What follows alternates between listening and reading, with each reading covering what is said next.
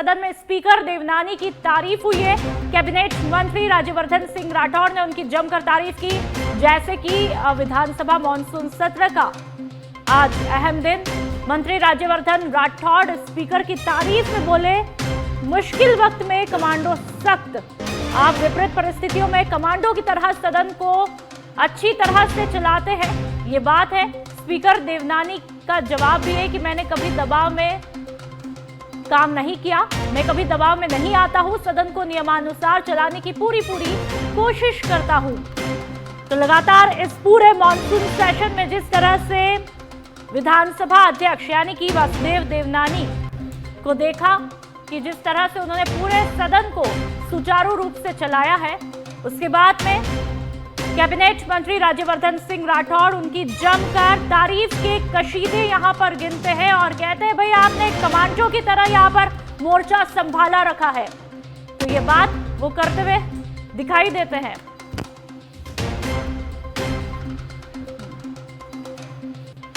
तो लगातार आज विधानसभा का अहम दिन मॉनसून सत्र का और आखिरी सेशन मॉनसून सत्र का था, जो कि कई मायनों में काफी महत्वपूर्ण रहा।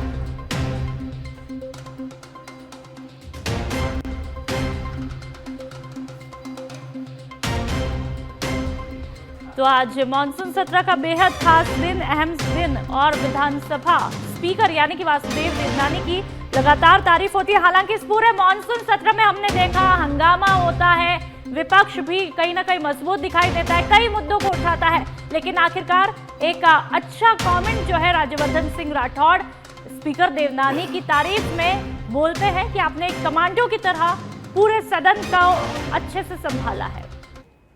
जयपुर से बड़ी खबर, जहां पर नेपाल में फंसे भारतीयों की मदद के लिए राजस्थान पुलिस ने बड़ा कदम उठाया। पीएचक्यू के अतिरिक्त महानिदेशक पुलिस कानून व्यवस्था कार्यालय में विशेष सेल यहां पर स्थापित की है। पुलिस महानिदेशक राजीव शर्मा के निर्देशानुसार सेल की स्थापना की गई और 24 घंटे हेल्पलाइन और व्हाट्सएप नंबर भी उन्होंने जारी किया। सेल का हेल्पलाइन नंबर 0141240832, जो कि सच बेधड़क पर फ्लैश हो रहा है। और एक और नंबर भी आप देख सकते हैं। ज्यादा जानकारी के लिए संवाददाता राकेश दाधीच हमारे साथ में फोन लाइन पर जुड़ चुके हैं। राकेश, भारत के पड़ोसी देश यानी कि नेपाल की हालत हम सभी को पता है, पहले श्रीलंका में क्या होता है, फिर बांग्लादेश में क्या होता है और अब नेपाल में क्या हुआ, उसको लेकर के राजस्थान किस तरह से आगे आया है, क्या कुछ कदम उठाया है?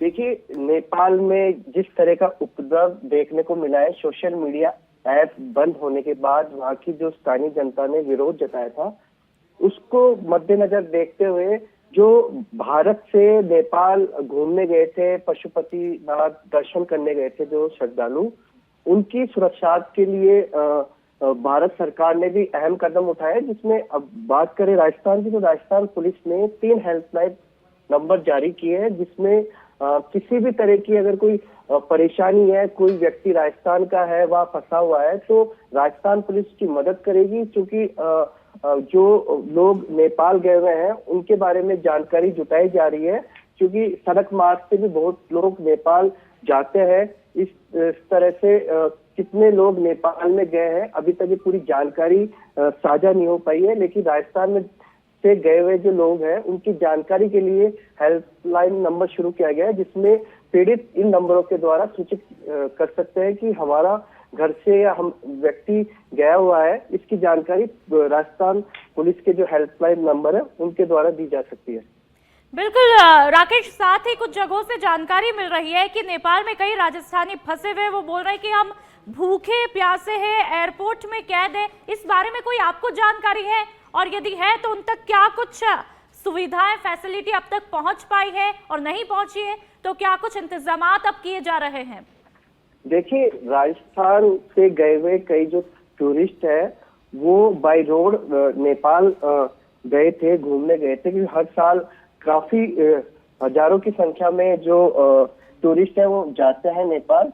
तो इस तरह से जब ये जो सूचना है कि कई लोग फंसे हुए हैं, क्योंकि उत्तराखंड के और बिहार और गुजरात के भी कई यात्री नेपाल में फंसे हुए हैं। बिल्कुल राकेश, जानकारी मिल रही है सूत्रों के हवाले से। उदयपुर की मैं बात करूं, यदि राजस्थान की मैं बात करूं, तो उदयपुर के ही तकरीबन 35 से ज्यादा लोग वहां पर फंस चुके हैं, जिनमें बीजेपी नेता अनिल सिंघल का परिवार भी शामिल है।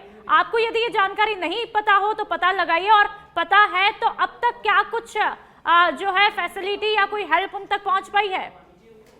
देखिए, जिस तरह से राजस्थान के कई लोग वहाँ फंसे हुए हैं, राजस्थान सरकार और राजस्थान पुलिस लगातार वहाँ के जो स्थानीय प्रशासन है उनसे संपर्क में है, क्योंकि जो लोग जिस तरह से वहाँ से सूचना आ रही है जिन लोगों की, उन लोगों के जो परिजन है वो लगातार दूतावास से भी संपर्क कर रहे हैं। साथ ही जो स्थानीय जो थाना इलाका है वहाँ पे भी उन लोगों की परिजनों के द्वारा प्रथम सूचना दी गई है। लगातार पुलिस भी अब संपर्क में, डेटाबेस पूरा तैयार किया जा रहा है कि कितने लोग अमूमन फंसे हुए हैं, उनको जल्द से जल्द नेपाल से बाहर लाने की कवायद शुरू की जाएगी। बिल्कुल राकेश, बहुत बहुत शुक्रिया तमाम जानकारी के लिए। और यदि हम जयपुर अकेले राजधानी की बात करें तो वहां पर भी तकरीबन जो सूत्रों के हवाले से जानकारी मिली, और राकेश बराबर पता लगा रहे हैं, 700 लोग अकेले राजधानी से, लगभग का यह आंकड़ा है, वहां पर फंसे हुए। तो वहीं उदयपुर शहर की मैं बात करूं, तकरीबन 35 लोग जो कि पशुपतिनाथ के दर्शन करने जाते हैं वहां पर फंस जाते हैं। और चलिए एक बार राजधानी की एक और खबर आपको बता देते हैं। शून्यकाल में फिर सदन में हंगामा हुआ, सदन की कार्रवाई 1 बजे तक के लिए स्थगित की गई है। तो आज फिर से शून्यकाल में सदन में बेहद हंगामा होता है। हालांकि जब से ये मॉनसून सत्र का आगाज होता है, लगातार हर दिन हमने हंगामे की तस्वीर देखी और आप तक पहुंचाई भी है वो तस्वीरें, जहां पर हर दिन अलग अलग मुद्दे उठाए गए। कभी कृषि फसल का, जो कि अतिवृष्टि से जो नुकसान पहुंचा है, उसका मुद्दा लगातार देखने को मिला है कि किस तरह से सदन में सुर्खियों में रहता है। तो कभी कानून व्यवस्था को लेकर के मुद्दा रहता है, लेकिन इस बीच कई सारे बिल भी पास हो जाते हैं। और ऐसे में आज शून्यकाल में एक बार फिर से हंगामा देखने को मिलता है, विपक्ष का हो हल्ला देखने को मिलता है। लेकिन इस बीच कैबिनेट मंत्री राज्यवर्धन सिंह राठौड़ भी जो है विधानसभा स्पीकर की तारीफ करते हैं, वासुदेव देवनानी की, कि आपने हमेशा एक कमांडो की तरह पूरे सदन को संभाल के रखा। और चलिए पॉलिटिकल एडिटर लाल सिंह फौजदार हमारे साथ में ज्यादा जानकारी के लिए फोन लाइन पर जुड़ चुके हैं। लाल सिंह, आज का सत्र कितना खास है, शायद क्योंकि ये आखिरी सत्र है आज, और किस तरह से हंगामेदार रहा, अब तक क्या कुछ रहा? देखिए पूनम, बिल्कुल जो कि आप लगातार सदन की कार्रवाई देख रहे हैं, प्रश्नकाल के दौरान ही कांग्रेस के विधायकों ने नारेबाजी शुरू की और उन्होंने प्रश्नकाल का बहिष्कार कर दिया। यानी कि पूरे प्रश्नकाल के दौरान कांग्रेस के विधायक सदन के अंदर नहीं रहे। मुद्दा कैमरे को लेकर था कि सदन के अंदर जो कैमरे लगाए गए हैं उनको लेकर विपक्ष लगातार इस तरह के नारेबाजी करते हुए आरोप लगा रहे हैं सरकार पर कि ये हमारी निगरानी की जा रही है, हमारी जासूसी की जा रही है। इस तरह के तमाम आरोपों को लेकर पहले दिनों आपने देखा होगा कि बाहर प्रदर्शन किया और उसके बाद सदन के अंदर नारेबाजी की। हालांकि स्पीकर वासुदेव देवनानी ने कहा था कि प्रश्नकाल के बाद मैं इसको लेकर व्यवस्था दूंगा, यानी कि इस पर चर्चा कराएंगे, या जो भी क्यों कैमरे लगे हैं नहीं लगे हैं, किस कारण लगे, इसका जवाब आना था। लेकिन विपक्ष लगातार नारेबाजी करता रहा और प्रश्नकाल की कार्रवाई को बीच में छोड़कर सदन का बहिर्गमन किया। इसके बाद जैसे शून्यकाल शुरू हुआ। बहुत बहुत शुक्रिया लाल सिंह। तो हमने देखा कि आज किस तरह से एक बार फिर यह सदन हंगामेदार रहता है, शून्यकाल चलता है और यहाँ पर फिर से विपक्ष का हो हल्ला हंगामा देखने को मिलता है। बढ़ते हैं आगे, भारत नेपाल बॉर्डर पर माफ कीजिएगा बॉर्डर पर अलर्ट है। बिहार से लेकर के उत्तराखंड तक सीमा पर अलर्ट यहां पर देखने को मिल रहा है। नेपाल सीमा पर बढ़ते तनाव को देखते हुए सुरक्षा एजेंसियों ने अलर्ट जारी किया है। उपद्रवियों के सीमा क्षेत्र में नुकसान पहुंचाने की आशंका के चलते अलर्ट जारी किया है। तो बिहार से लेकर के उत्तराखंड की सीमा तक अलर्ट। इस तरह से हालात पूरी तरह से बेकाबू हुए, उसकी तस्वीरें भी लगातार सच बेधड़क ने आपको दिखाई। और ऐसे में अब सुरक्षा के लिहाज से, सुरक्षा के मद्देनजर जो है, चाहे राजस्थान की आवाम की बात कर ले या फिर बिहार की आवाम की बात कर ले और पूरे राज्य के आवाम की बात कर ले, उनकी सुरक्षा को ध्यान में रख करके बॉर्डर पूरी तरह से अलर्ट कर दिए गए हैं।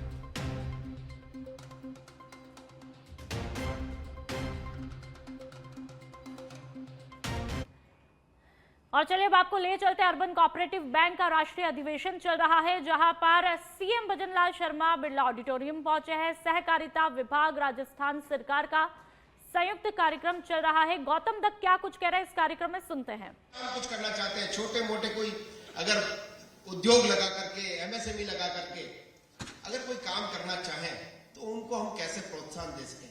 इस कोऑपरेटिव मूवमेंट, हम जो कोई बैंक अगर प्रारंभ कर रहे हैं तो इसका मूल उद्देश्य ये सहकारिता कोऑपरेटिव, हमारा जो बैंक है अर्बन कोऑपरेटिव बैंक है, तो हम इस कोऑपरेटिव मूवमेंट के माध्यम से हम नए लोगों को और कैसे प्रोत्साहित कर करके हम कैसे आगे बढ़ा सके, इसके लिए हम प्रयास करें।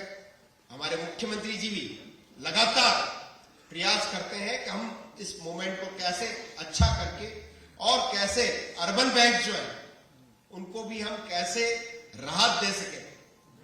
हमारे मुख्यमंत्री जी के मार्गदर्शन में हमने जो भी प्रॉब्लम्स आपने प्रतिनिधि मंडल अर्बन बैंक के फेडरेशंस ने जो रखी थी समस्याएं, उन सबको हमने अच्छे से सुन करके कैसे उन समस्याओं का समाधान कर सके, इसके लिए भी हमने प्रयास किया है। जो विशेष रूप से जो अर्बन बैंक को प्रॉब्लम आती थी राजस्थान में, जो ऋण वसूली की, उसके लिए ऋण वसूली में जो 99 और 100 के जो नोटिस देने का काम, उस पर जो कहीं न कहीं सहकारिता विभाग का कहीं न कहीं उसके अधिकारी के पास जाना पड़ता था, क्योंकि पैसा आपको ही वसूलने में जो दिक्कत आती थी, उसको हमने खत्म करके कैसे अर्बन बैंक स्वतंत्र रूप से अपना काम कर सके, इसके लिए भी हमने प्रयास करके उसको खत्म करने का काम किया है। जो भी सुधारात्मक जो आपने सुझाव दिए उनको हम आगे बढ़ाने का काम कर रहे हैं। मैं इस अवसर पर इतना जरूर आप सबसे आग्रह करूंगा, आदरणीय भाई साहब ने भी अपने उद्बोधन में कहा कि सबसे पहले हमारा जो ध्येय होना चाहिए वो जमाकर्ताओं की, जो जमा करता है, जो अपने छोटे छोटे बचत से हमारे बैंक पे विश्वास करके जो अपनी जमाएं जमा करता है, उनका विश्वास हमसे नहीं खो।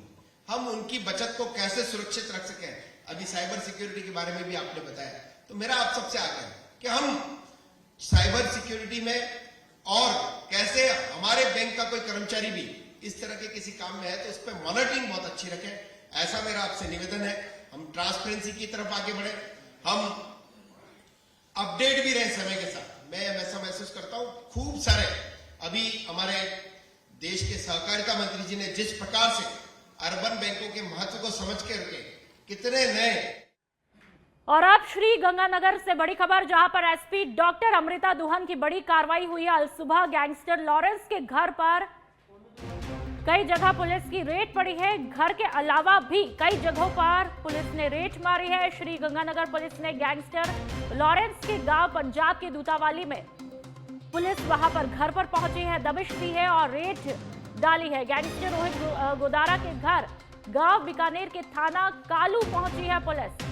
अमित पंडित के घर 15Z, कार्तिक जाखड़ और विशाल पचार के घर भी पुलिस ने दबिश दी है। ऑर्गेनाइज्ड क्राइम में वित्तीय लेन देन को लेकर के आज सुबह ये दबिश दी गई। तो बड़ी खबर इस वक्त की आप देख सकते हैं कि खबर मिल रही है लॉरेंस बिश्नोई के घर के अलावा कई जगहों पर पुलिस ने रेड डाली है।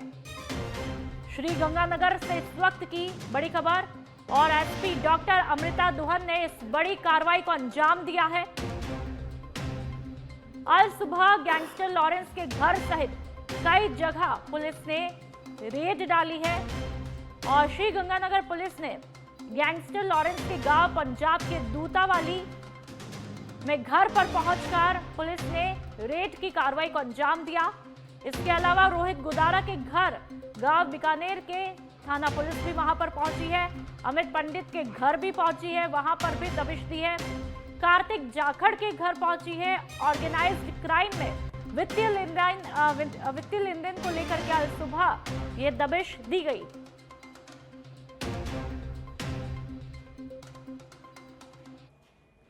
और अब बीकानेर से खबर, जहां पर सुखदेव चायल के घर फायरिंग का मामला हुआ है। हरी बॉक्सर ने इसकी जिम्मेदारी ली। सोशल मीडिया पर पोस्ट लिख करके जिम्मेदारी ली है। पुलिस कर रही हरी बॉक्सर के इस पोस्ट की पड़ताल। बॉक्सर ने पोस्ट कर लिखा, सभी भाइयों को राम राम, फायरिंग की जिम्मेदारी मैं और सुंदर हंसी लेते हैं। इसको हमारे फोन की रिंग नहीं सुनाई दे रही थी, इसलिए हमने इसको ये छोटी सी वार्निंग दी थी। आगे या तो टाइम रहते लाइन पे आ जाएगा ये, वरना आगे आप सीधी इसके सीने में गोली उतार देंगे। सब्र करो, नंबर सबका आएगा। चायल परिवार ने गैंगस्टर रोहित गुदारा पर फिरौती का भी आरोप लगाया। पुलिस अब पूरे मामले की जांच में जुटी है। तो बीकानेर से ये बड़ी खबर, जहां पर सुखदेव चायल के घर पर फायरिंग का मामला देखने को मिल रहा है। हरी बॉक्सर ने इस पूरे घटनाक्रम की जिम्मेदारी ली है और आप देख सकते हैं। और सुरेंद्र हमारे साथ में ज्यादा जानकारी के लिए फोन लाइन पर जुड़ चुके हैं। सुरेंद्र, कब ये फायरिंग की घटना होती है? और हालांकि हम सामने भी देख रहे हैं, शायद एक्स पर या फिर फेसबुक पर उन्होंने जिम्मेदारी ली है, आगे क्या कुछ जानकारी? जी निपुर, देखिए जिस प्रकार से बीकानेर में आज अल सुबह सुखदेव चायल के व्यापारी के घर पे फायरिंग की घटना हुई थी। फायरिंग की घटना के बाद में पुलिस मौके पहुंची, आसपास से के सीसीटीवी फुटेज खंगाले, तो जिसमें 2 बदमाश है जो बाइक पर सवार होकर आते हैं और व्यापारी के घर पर फायरिंग करते हैं। करीब आधा दर्जन से अधिक फायर उनके द्वारा किया जाता है। इसके बाद में पुलिस पूरे मामले की जांच में जुटती है।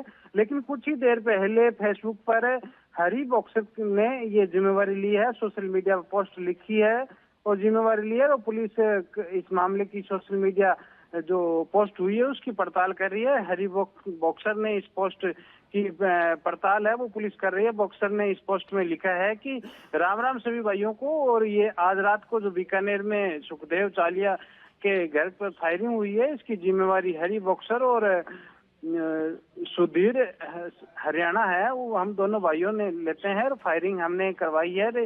इसके साथ ही इसको हमने फोन पर पहले फोन भी किया, इसको फोन की रिंग है वो सुनाई नहीं दी। इसका अंजाम है वो आज देखने को मिला है, लेकिन ये तो अभी ट्रेलर है, फिल्म अभी बाकी है। ऐसी कुछ बातें इसमें जो पोस्ट के अंदर लिखी है, लेकिन जो ठीक है सुरेंद्र, बहुत बहुत शुक्रिया तमाम जानकारी के लिए। आप पुलिस पूरे मामले की तस्दीक कर रही है। आखिरकार ये पोस्ट में जिस तरह से एक बार फिर चेतावनी दी गई है, वार्निंग दी गई है, यानी कि पुलिस के सामने ही खुलेआम इस तरह की वार्निंग दी जाती है। अब देखना है ये पुलिस तस्दीक में क्या कुछ खुलासे होते हैं। बढ़ते आगे जैसलमेर के पोकरण से खबर, जहां पर पोकरण फलसून रोड पर सड़क हादसा हुआ है। हाइड्रा मशीन से जा टकराई श्रद्धालुओं से भरी बस। गुजरात से रामदेवरा दर्शन करके फिर गुजरात की तरफ लौट रहे थे श्रद्धालु, उसी दौरान ये हादसा होता है। फलसून रोड पर व्यास बगीचे के पास में हादसा हुआ और इसमें 2 मासूमों सहित 10 लोग घायल हुए। सूचना के बाद में पोकरण पुलिस मौके पर पहुंची। सभी घायलों का पोकरण के जिला अस्पताल में उपचार जारी है।